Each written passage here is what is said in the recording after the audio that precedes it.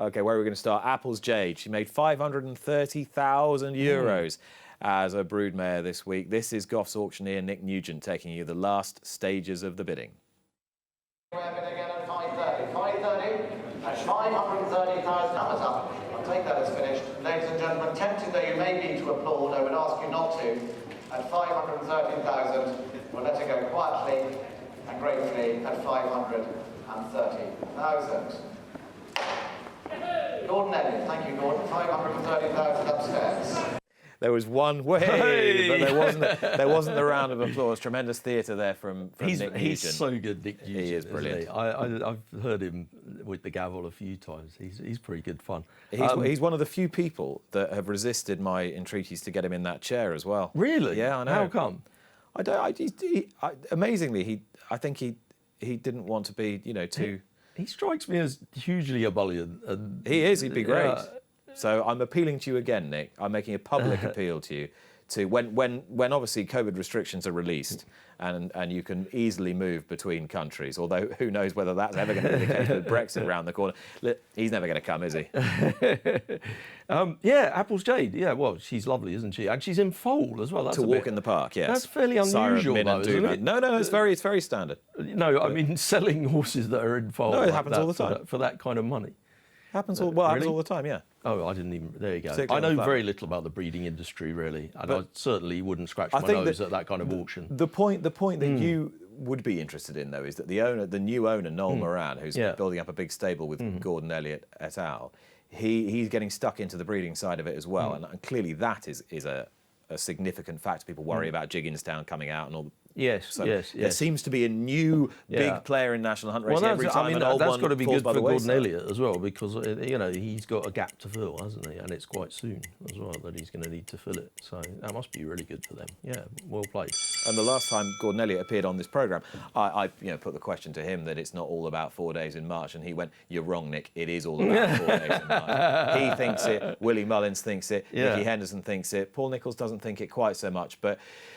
Oh, the old festival focus again. Right, how can I phrase this? How can I put this?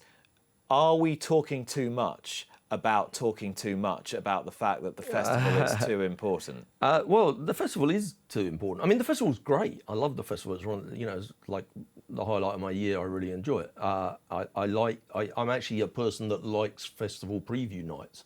There you go. You found one. Plenty of people do. They're breeding like rabbits. It's festival quite common preview nights. to kind of slag them off, though, isn't it? And I think, I mean, the answer to the real answer is yes. Of course, there's too much focus on the festival. It means that the pre-Christmas stuff isn't as good as it used to be, and the pattern is there are too many races, basically, aren't there? And there are too many opportunities for good horses to avoid each other. We all know that. So they need to have. I mean, isn't it? Hang on a minute. The solution to all of these things is less racing, so that you get more competitive racing, and you can use the prize money in one big pot rather than lots of slightly smaller pots. Yeah, this is the Kevin Blake argument, isn't it? Fewer opportunities means you. Kevin Blake, as always, is right in these things. But also, isn't it also about syncing the English and Irish race programmes, or the British and Irish race programmes, a bit better? Yes. So that there's encourages more travel between the two countries. Yeah, because the Dublin Festival is a brilliant thing, but the English don't really go over there. But I don't really blame them. It cuts both ways. But I don't really blame them that much, because the Irish are so good, and it's quite close to Cheltenham. Tom Simmons suggested Song for Someone might go to Ireland. Well, that's good. I like that idea. I mean, I'm always, I'm a huge fan of Paul Nicholls, and whenever you see one of these small field races and you think, blimey, why has no one entered that? You can guarantee there's a P. Nicholls in there. I think a lot of trainers are just not brilliant at spotting opportunities in the programme book. What I love about you is that you show all your working, so I can eventually get to something like the right answer. So I just realised the answer to this stupid question that we ask about is there too much focus on the Cheltenham Festival is yes and no. No, there isn't too much focus from a punter's and enthusiast point of view. There can't ever be too much hype and focus. There can never be. But yes, there is too much focus in terms of the horsemen and women and trainers. Yeah, I mean, if your answer to the problem was, OK, we're cancelling Ruby and Lydia because there's too much focus on it, That's the wrong That answer. can't happen. You can't do that. can't That's a do brilliant that. programme. And for me, you know, like you could start that in June. I wouldn't have a problem with it. I could watch that, you know, I think all Lydia the time. might. Yeah, maybe. But so in some ways there isn't too much focus, but in other ways, yeah, of course it's ridiculous that we're worrying about gallops at Kempton and Newbury in October that are leading up to the festival. It's ludicrous. Well- and the you know the I was going to say the Hennessy meeting. You know what I mean? The Ladbroke Winter Festival or whatever the hell it's called. Carnival. A carnival. You know, that could be built into a sort of 3-day festival. Was already a 3-day festival. Yeah, kind of, you know, but more of a thing than one big race and a few other races chucked around it. And, you know, the Christmas stuff is good, but it's the day after Boxing Day is a bit not so great. You know, they need to build up those things, but they also need to have less. I don't really understand in racing generally why we ever have Saturdays that are a bit. Did we go over 2 minutes yet? I didn't hear the bell, but I don't really understand why we ever have Saturdays that you turn around and say, well, that's not a great Saturday. Why would you have not great Saturdays? Like, surely every Saturday should be great. Every Saturday's a great Saturday. Well, right, you've sorted that out. You've sorted out the pattern. You've sorted out No, the I programme don't book. What can Neil Channing do about fog? Not much. I mean, it seems a little bit of a spit in the eye to the people at home and the punters. Are we talking about the John Durkin chase? Well, at not just the Punchestown, John are we? Durkin, but as Yeah. a general thing, if people can't see the action, you shouldn't really run the race. Chelmsford happened again the other day. It happened at Chelmsford, and I understand. You know, people have travelled. It's COVID. The owners want to run. The trainers. You know, I get all of that, but you know, as usual, the participants are considered to be the horse people, and people like me that just punt are not really. We're slightly second division in racing sometimes, and we pay for the whole thing. So I don't think that's right. I agree that if you can't see it, there's no point. And at the moment, there's even less point because no one can see it, especially in Ireland last weekend. Yeah, Min no one jumped was like a there. no one was there. Yeah. You couldn't. I mean, it was you couldn't see anything. I mean, even the commentator couldn't see, and there was there wasn't even relay back to the The poor commentator. running punters, their drones are flying around. You know, they got nothing. Now you just about had everyone's ear. You had everyone's ear. You had everyone's sympathy until you mentioned the in-running punters, and then it was like, right, tune out. I just think, you know, Drones crashing all over Punchestown. Basically, I think if you can't see it, you shouldn't run it. Basically. So it's sad because we want the racing to go ahead. And that John Durkin, what a brilliant race. You know, we had all that talk. How do you know? No, what a brilliant race on paper. Like, what a field they gathered. I mean, that was every legend in Irish racing in one race, really. You know, but there you go. So who knows what Min's going to do for the rest of the season? Well, jumped so well in that race. I mean, you know. Of course, the one race I would love to see him in would be the King George, but there doesn't look like there's going to be any Irish horses in that either, which is bizarre, given how well Willie Mullins horses have run in it before, wins and runners up and all sorts. True, anyway, true. Scottish racing is getting some funding from the Scottish government, reflective of the nationwide I missed support. that story. Tell me more. A couple of million to Scottish racing to help out, and Scottish racing's been. How do they quite manage hard. that? Do they have a good lobby with the SNP or not really? I think they do. Yes, I think Scottish racing does have a good lobby. They've done some really good work. The people who run Scottish racing in the last few months, I think they've been hit significantly harder than quite a bit of than some of the rest of the country. Well, great. Yeah, that sounds brilliant. I mean, are there wider implications to the UK, the rest of the UK? Is that what you're saying, really? Well, the interesting point about is that why Bruce stuck this on talking points? Because he feels like we should learn from their best practice here and get some money out of the government. The good thing is you're throwing the producer under the bus, and that's me, which is fantastic. And the beauty of Neil Channing living, as we've discussed on this programme so many times, is that he lives so close to the studio that he doesn't really have to get in until quite late.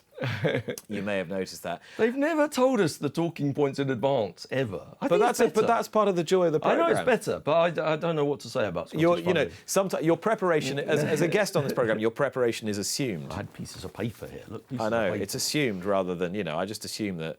I missed this story. Interesting story on a tangent to this.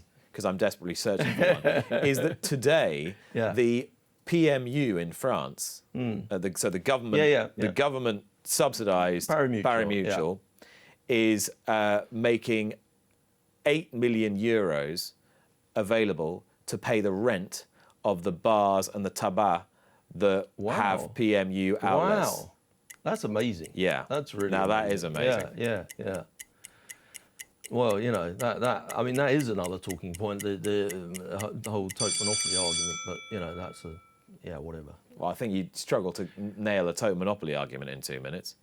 Though we only had 3 seconds left. I'll come back to that in a few moments' time. I want to talk about Callum McKinnes, who's a young conditional jockey attached to Ollie Murphy's yard. He got a 56-day ban for failing to ensure that a horse ran on its merits at Hereford, and then but he was found to have intentionally misled the panel as well. They didn't spare him. He got the full 56 days, which is fine. Yeah. The only point I would raise is that in the debrief, it was said that the representative for the trainer had also, they used the word lied. Yeah. And yet nobody associated with the horse other than the jockey got any penalty at all, which made me wonder whether the BHA need to revisit this area of the rules. Yeah, I mean, I'm always a bit loath to talk much about these things because they're always legal cases, aren't they? Yeah, I'm just stating the facts. I mean, it seemed a bit odd to me that everybody kind of came out and within the stable. Didn't Ollie Murphy say, I stand right by him? I stand by him until I don't. Yeah, I didn't really kind of get that. Like, has he done something wrong? Yes. Is he being punished? What do you mean you stand right by him? I mean, obviously I'm in favour of. Well, you can stand right. I'm in favour of people being able to serve the time for doing their crime. You can stand by. Yeah, you can stand by. You can stand by somebody, can't you? Yeah. I didn't really know whether he meant that or whether he meant I don't think he did whilst not approving of his professional conduct. If he meant that seems fine to me, and I'm sure he's a great kid and he's going to be learning a lot of lessons from this and go on and have a brilliant life afterwards, and I hope he does, and he never transgresses again. But it sort of sounded like he was saying, well, I don't really believe in the verdict, which is a different kind of thing. I don't know. Was that me misreading it? Well, I just think this is an area where young jockeys are being routinely penalised in such situations. I think that even if the jockey has made a gross error of judgment rather than has done anything nefarious, yes. If they have transgressed, I think the trainer who holds their licence, who holds their indentures, has to take a greater share of the responsibility. Well, yeah, I mean, in a world where jockeys get penalised for the whip, for example, or for pushing into another horse or whatever, where they're trying really hard to win, or maybe too hard, you could say in inverted commas, it's always on the jockey then, and never the trainer or owner who may have told them, the money's down, you've got to belt it as much as you can. So yeah, there is a kind of a. You see what I'm trying to say? I think jockeys who are not fully out of their apprenticeship are owed some degree of pastoral care and protection. Also, a lot of people, I know we've gone over 2 minutes again, but a lot of people would turn around and say, racing's quite good at throwing the book at these young guys, but we never, ever see, I'm not talking about substances, but large bans for the senior jockeys. And, people would say that pretty much every day you can point out something that looks a bit like tries to the front, others to the back. Okay. You're going to have to take the lead on the last talking point, because I will confess that I have not seen the racing at Newcastle yesterday. I have read that there was a farce at Newcastle. There's the headline. They're all in. Oh, no, they're not. Right, what's happened here? You tell me, because you were watching. Okay, well, I was chatting to a guy about the gambling review, and the racing was on in the background. And I sort of thought, oh, that horse doesn't look like he wants to go in the stalls. And they were shoving away at it. And I watched it twice.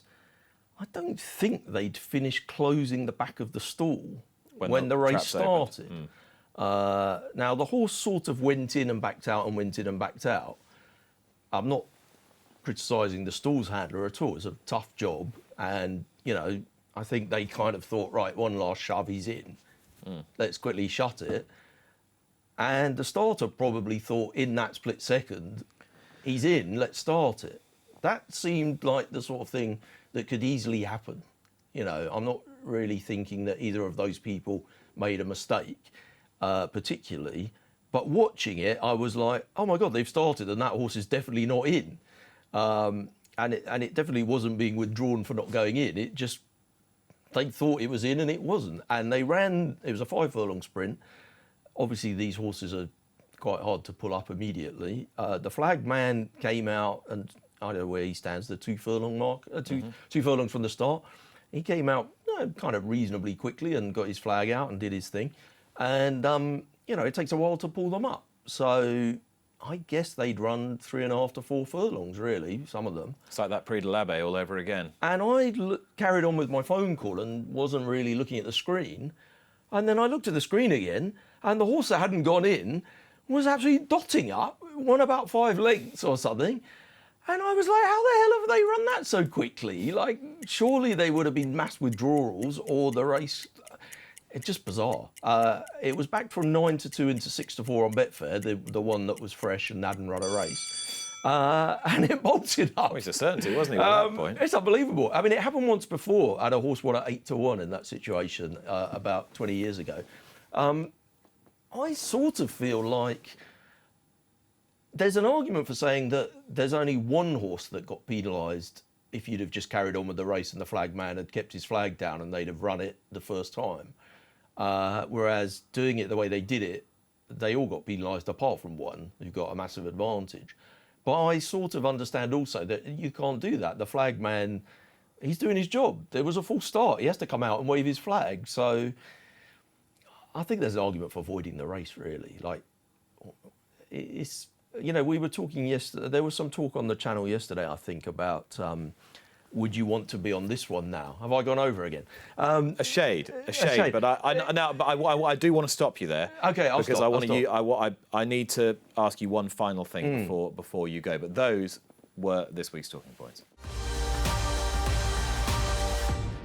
Subscribe to Racing TV to be notified when more Luck on Sunday videos are appearing online. And don't forget to join me for the show every Sunday morning from 9 o'clock with the best guests.